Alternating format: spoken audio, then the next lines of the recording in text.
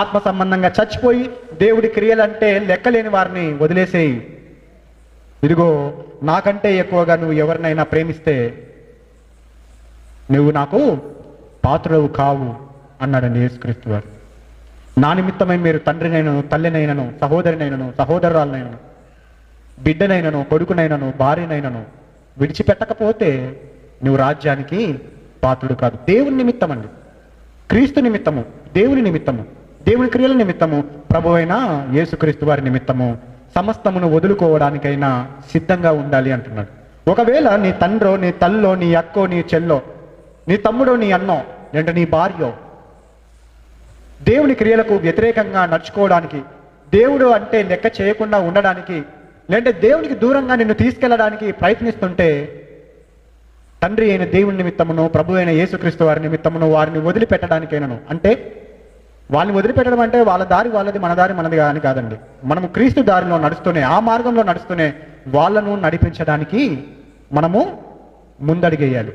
అంతేగాని వదిలిపెట్టేమన్నాడు కదా అని భార్యను విడనాడ ఉద్దేశించువాడు వ్యభిచారమునకు ఆమెను అప్పగించువాడు అన్నాడు దేవుడు. ఏమన్నాడండి? తన భార్యను విడనాడువాడు ఆమెను వ్యభిచారమునకు అప్పచెప్తున్నాడు, తాను కూడా వ్యభిచారమును చేయ ఉద్దేశించున్నాడని కొండ మీద ప్రసంగంలో మనం తెలుసుకున్నాం. ఎక్కడ?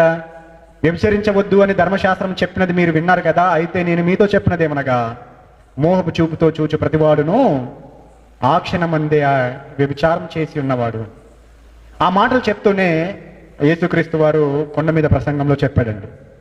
కాబట్టి ఆ మాటలు మనము జాగ్రత్తగా మనసులో ఉంచుకొని, వదిలిపెట్టడము అంటే వాళ్ళ దారిని వదిలిపెట్టి యేసుక్రీస్తు వారిలోకి, ఆ మార్గంలోకి, దేవుని దగ్గరకు నడిపించడానికి మనం ఎల్లప్పుడూ పాటు పడుతూనే ఉండాలని దాని అర్థం అండి.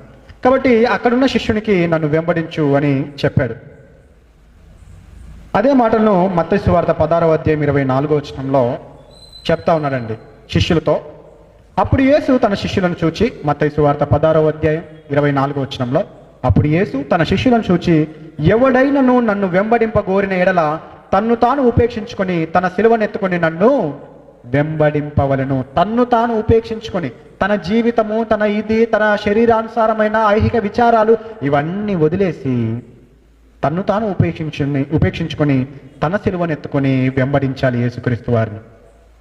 ఏ పాపము చేయకుండా రోజు రోజుకి మనము పరిపూర్ణత సంపాదించుకుంటూ ముందరికి వెళ్ళాలి అని సెలవిస్తున్నాడండి.